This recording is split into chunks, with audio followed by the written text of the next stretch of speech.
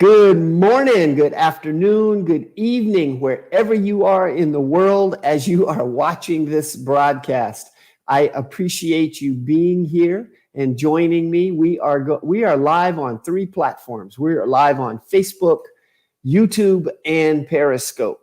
So whichever platform it is that you're on, please make sure you go and like or subscribe or follow or whatever the case may be. I think that if you're on YouTube, it's going to be a like and a subscribe to keep following me. And then on Facebook, it's going to be a like and a follow, I believe, something like that. And then on Periscope, it's following. And if you're on Periscope, Periscope is also connected to Twitter. And so therefore, you'll find me on Twitter as well. Now, today's broadcast is Thrive Time Thursday. And I've got a special guest with me, Karen Eastman. Now, before I dive into introducing Karen and dive into the details of all that we're going to talk about today, and we've got some interesting stuff to talk about, I want to make sure that I remind you about Systems Summits. And so we just had the Systems Summits virtual summit that we had last Friday and Saturday. But if you missed it, it's not too late. So if you missed it, you can go over to systemsummit.com/OCT 2020, October 2020. And you'll get some replays of some of the broadcasts. So today we're actually broadcasting Al Jensen's talk. And Al, he gave a fantastic talk on the fastest path to know, like, and trust. Now, we've all heard this phrase that people buy from people that they know, like, and trust. And so how do you get to that point? How do you get to this point where you're building that know, like, and trust factor? Al explains it all to you in his training that he did for System Summit. So go check it out today.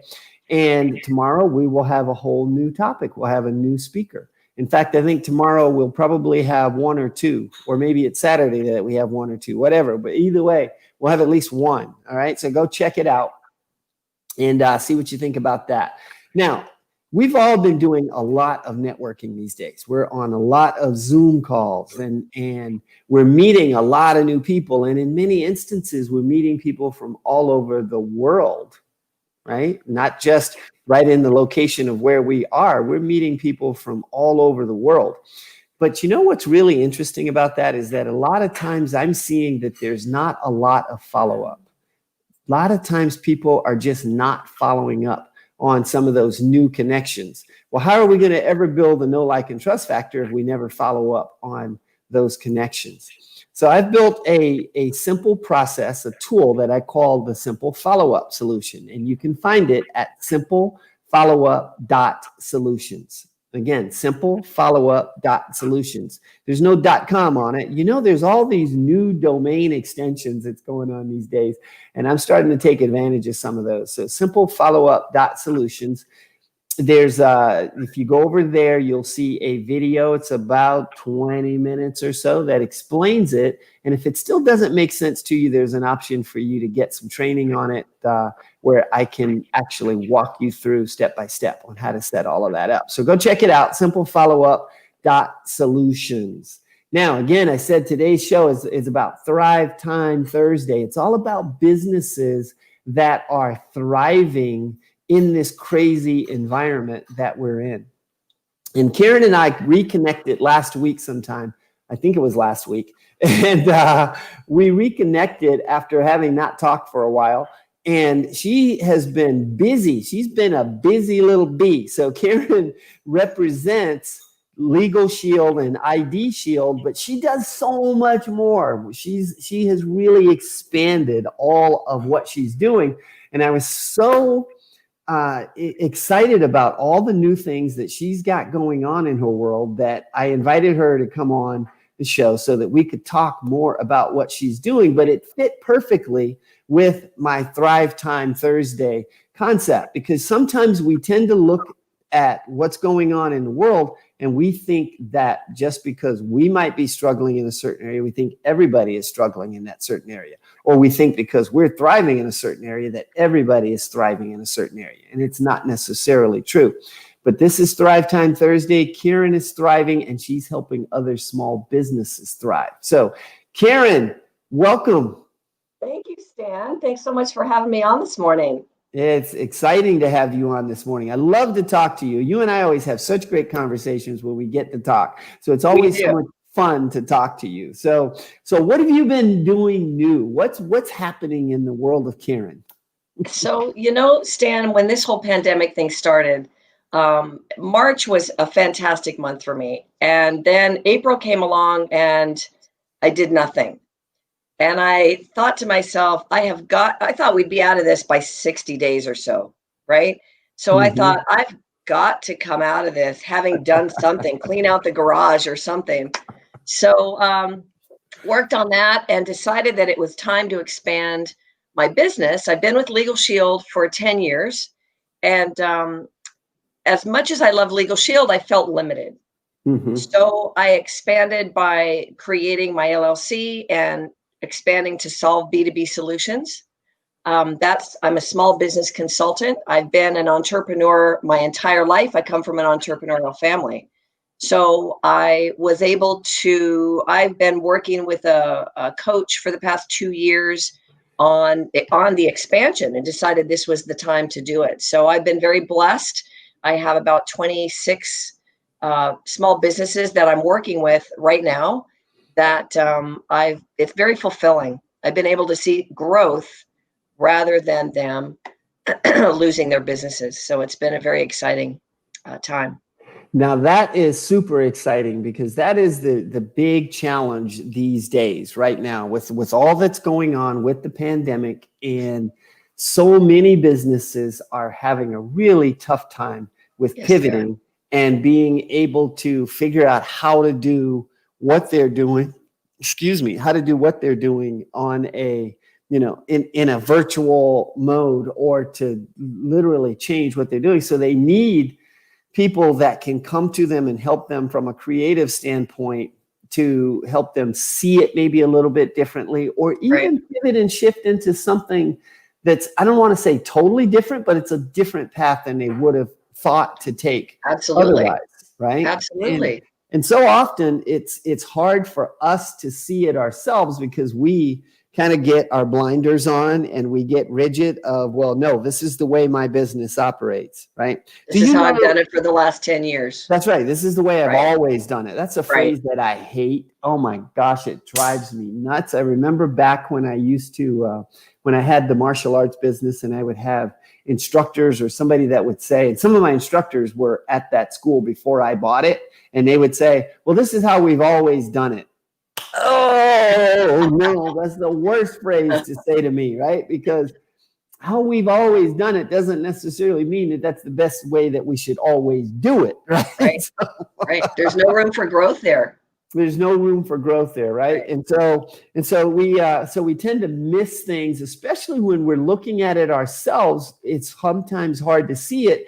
So we really need that other set of eyeballs, that other mind to come into play to help us, with looking at things a little bit differently. So tell me this: what do you think? What is it that small businesses are missing during this pandemic? You know what I'm finding, Stan, is that small businesses kind of recoiled when the pandemic hit. And shockingly enough, most of the businesses that I talk to, I ask them, where are you advertising? Are you doing Facebook ads? Are you still in the money mailer? What kind of advertising are you doing? And they said, well, we haven't been advertising. And I'll tell you, Stan, not advertising in a time like this is like winking at a girl in the dark. They don't know you're there. Okay. So the most important time for a small business to be advertising is right now. Now, another thing is a lot of people will advertise on Facebook and they'll boost their post. They're not really advertising on Facebook. They're not doing Facebook ads. They're boosting their post. And really, that's not doing anything for them. It may get out to a few of their friends. It's certainly not hitting all of them, and it's certainly not expanding beyond that scope. So there are Facebook engagements where you can actually reach demographics that fit what you're looking for, and they engage. They go out and they purchase. So those are the types of people that you want to reach, not necessarily your grandma and your best friend and all that kind of stuff, because they know what you do. You want to be able to reach those people that are friends of friends or business people that you've dealt with before. Yeah, exactly. You know, it's interesting because as people bring up the question of Facebook ads, it can be a black hole, and people will think, oh, all I have to do is just go run some Facebook ads or just boost those posts, right? Or post. I see the restaurants that they just post their delicious food, and that's fantastic. Right. But who are they reaching? Right. And so if you boost a post, one of the strategies that needs to be a very targeted boost, right? And if that post has already got engagement, then great. Now specifically target the right people for that, then okay, great. You may get some leverage out of that now, and that may work, right? But I'm going to give a little tip here. Okay. So if you have a company where you deal with a vendor, let's just say you're an auto mechanic and you deal with a certain type of tire. In your post, if you hashtag or you put the name of that company in that, if you hashtag the name of that company, it will expand to their field as well. So if you're a national company, for example, that's going to be really beneficial. If you're not a national company, then it probably will benefit you anyway, because anybody that's interested in those tires that's actually has liked or followed that particular vendor are also going to see your post. So it also gives you some credibility by being on that particular vendor's posts as well. Now, do you help these small business clients with things like Facebook ads or any of that, or how do you? What do you do with them? Absolutely, I do. A lot of businesses don't have a Facebook page. I think that's pretty mandatory in today's world. If you absolutely have to have a website, but a Facebook page is pretty critical as well. I help to build them a Facebook page. I help them to expand onto Manta and numerous different sites. If they need to be on LinkedIn and they don't have a presence there, Twitter, Instagram, things like that, I can certainly help them do that. I help them with loyalty clubs, gift cards, if that can. I mean, certainly gift cards are a way to expand the business. If they're not dealing with that already, it's not that expensive, and it's certainly valuable to be able to have those gift cards out there. We've started lots of different programs specific to the business. I've been having a lot of fun with a little Mexican restaurant that's near my house by creating their QR codes, creating a VIP and birthday club. We're actually going to have VIP events once the pandemic relaxes a little bit. And we have a secret menu just for VIPs. And it's been a fun thing, but I'm very diverse.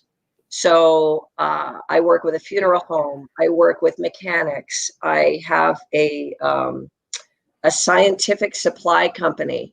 So it's been just so exciting to learn the things that I've learned. And if I don't know it, I get with the company and I do tutorials with them. So if I don't have the person in my wheelhouse, then I will make that connection. I'll find them, and I'll find that expert that can answer the question.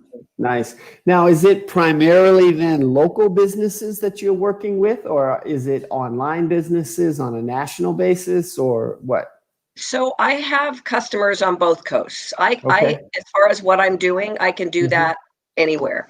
I've got companies in New York as well as a real estate office in Sacramento. So I can work with anybody anywhere in the country. Okay, that's fantastic. Fantastic. All right. So now let me ask you this. What about, those are existing businesses that we're talking about, but we've got so many people that are losing jobs right now. And some people are considering opening a business, but a lot of times people think that during a time like this, that it's a really bad time to open a business. And so what's your take on that? So what I find, Stan, is that right now is the best time for somebody to start a business. If they don't have a job, When people have jobs, they don't think outside the box. That's right. They get really consumed in, I've got to go to work and come home, go to work. I don't have time to do that.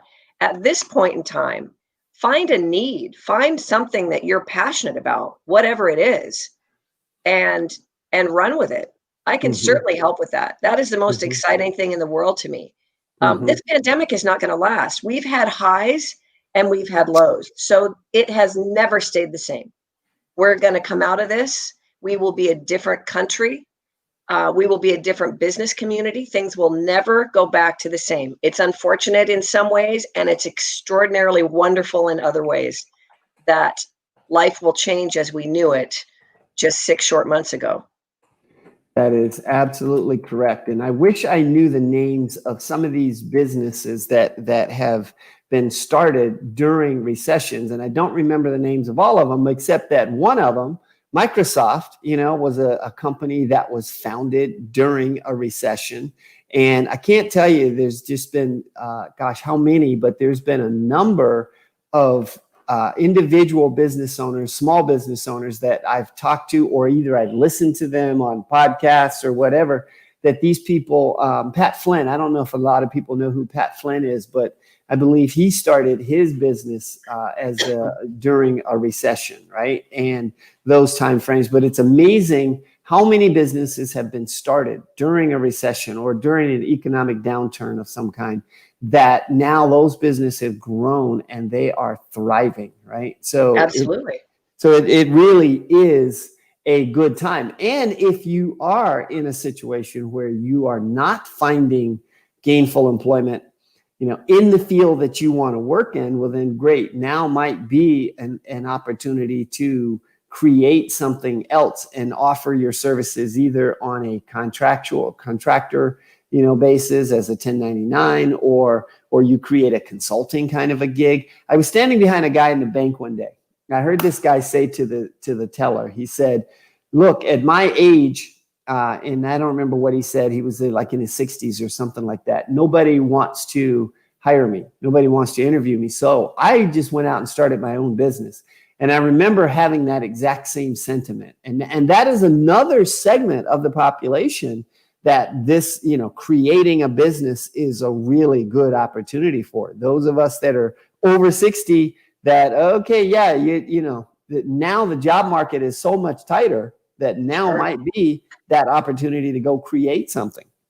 Well, and now's a great time to do the tutorials, the trainings, all of those kind of things that you need behind you, certifications, all those kind of things. Now's a great time to do that. So for me, I come from small businesses. We've owned a travel agency. I was a travel agent for 35 years. My parents owned a trucking company. We owned a meat market. So I've grown up with different aspects of business and watching my mom struggle and my dad throughout the years in having to create systems and not being able, back in the 80s, before my mom opened her travel agency, she couldn't get a loan as a single woman. She had to have a man as a co-signer, and she was adamant that she wasn't going to do that. So she kept moving and looking until she found somebody that would give her a loan with her strictly as the sole loan person. So whatever it is that you're passionate about, it can be done, and you may just need some direction. Right. And that's what I'm here for. Right. That is fantastic. Very good. So now, what's your take on businesses going back to normal? I mean, it's, you get a lot of people that talk about, when things return to normal. And it's funny because I think that a lot of us, you mentioned it earlier, but I also felt like, okay, this will be over in a few weeks. Sure. Right? And that was the misconception that many of us had, is this was just going to blow over. And at some point I remember thinking, okay, this is not going to go back to quote unquote normal. This is a new normal. And, and we're not even there yet, Stan. Yeah. We're not even there yet. As a matter of fact, I think we're about to go into another dark phase. And we may have all anticipated this with it becoming winter and flu season and all that kind of stuff. I think it's going to be another dark phase. So this really is the key time to put some things in place to start a business if that's something that you have an interest in doing. But normal is going to be very relative. For example, with this little restaurant that I'm working with, they had some pickup business. They didn't have a delivery system. So now, of course, Grubhub and I can't even think of the name of the other two. Or the other Uber one. Eats Postmates, and Postmates, Uber Eats, yeah, those, right? that's it. Yeah. Those take a huge chunk out of the income of the business owner. So we've been trying to be very creative to try and get the people to come in and order themselves directly, to try and save those dollars, because that's a lot of money going out. But we're thinking that there are avenues to do business. For example, let's just say the scientific supply company, they weren't doing a lot of mailing. They weren't doing a lot of mail orders. Well, when you can't go into the business, how awesome is it that you can expand your business nationally? This might have been the best thing that happened to them financially if they embrace this, the mail order system, and they can post what items that they have on their site. Then they're going to expand exponentially without having that been on their mind when they open business. So being creative, thinking of ways to get out what it is that you do. If it's a service, you obviously can't do it nationally. If you're a small, business like a pet grooming or a florist or something like that, but there are still ways to expand. For example, incrementally, don't try to up all of your prices to make up for the deficit that you're not making. Do things incrementally. If you increase things by $2, $4, and or increase your customer base. So if you average 10 customers a day and you increase that by 2, just by whatever your advertising is, you've increased your revenue by 40% just by the extra $2 per ticket and the two extra people coming in the door. So how can we manage that to happen?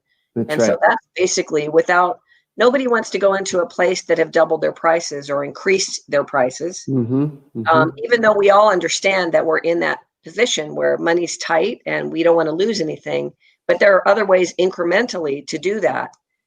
Save the business and not lose the loyalty of the customer base. For the last 3 years, I've been talking with local small businesses about building their email list, building their email marketing list, and about using the online tools that online marketers use, but use those same tools to build your local business.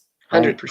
Meaning, have your website up to date with a call to action on your website that will capture leads, and having a follow-up strategy, a follow-up solution, a strategy behind capturing those leads. And then what do you do with them? Having a system for retargeting the people that do come to your website. And that's a biggie that so many small businesses miss out on, because they're not doing any kind of retargeting whatsoever. And there's already people coming to their websites, right? I'm smiling because you said about having more people, and then what do you do with them? That's a funny thing, because that's one of the steps that some people might not think about. What to do with them. Okay, I'm going to get all these people. They're gonna go on my website, but how do you get them to engage? Right. Or if they walk through the door, if they're able to do that. Right. How do you even get them to do that? What are you going to do with those people? That's right. That's right. You have to think about the whole trail of what's going to happen. That's right. From start to finish. Well, it's a funnel, right? It's a funnel. It's how do I put these people into the top of my funnel, and how do I help them learn more about what it is that I do and how I can help them to get to the point where they've got that know, like, and trust factor, and now they're ready to buy, right? Absolutely. Absolutely.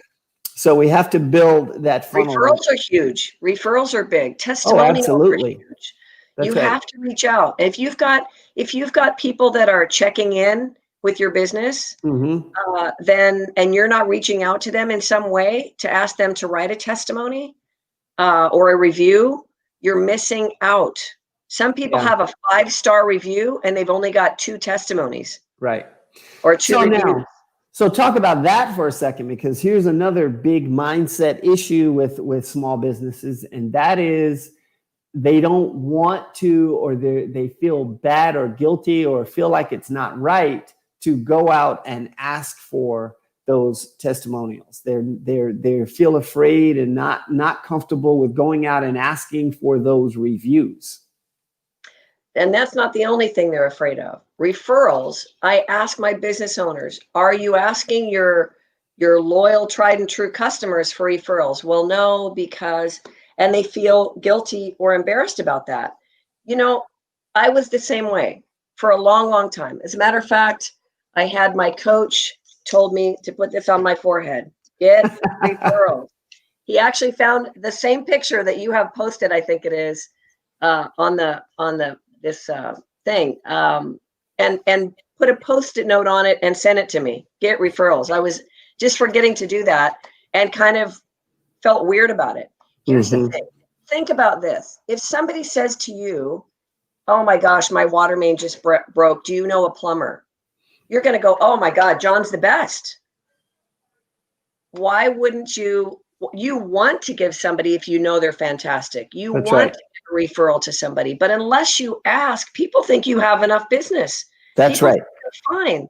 So you need to ask for referrals. Reviews are the same.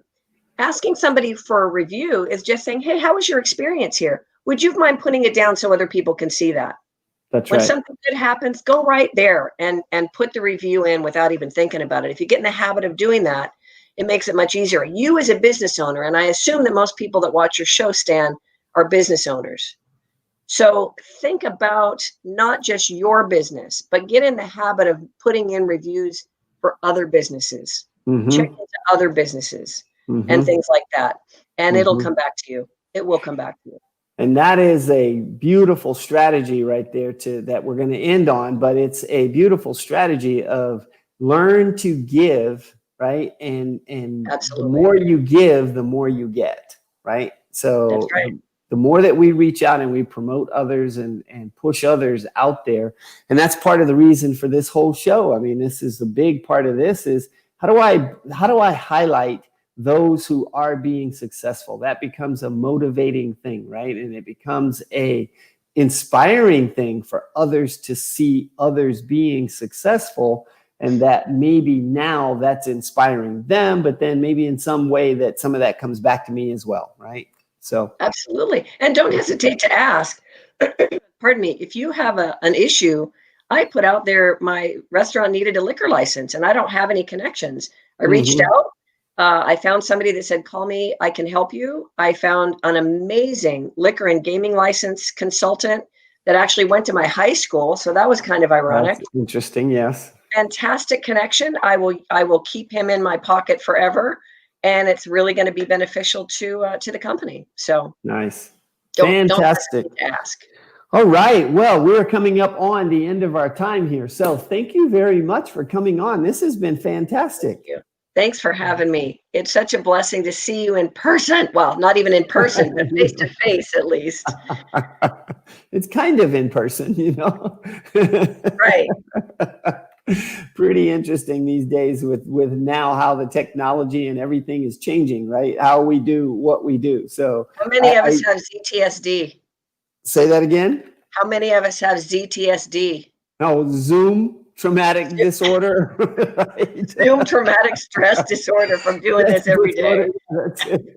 You're right. You know, I heard this phrase the other day, and gosh, now I'm forgetting what it is. They were calling it, oh gosh, Zoom something another, where it's, you know, where you're just zoomed out, you know, right? Because we're doing so many Zooms. I like that Zoom Z.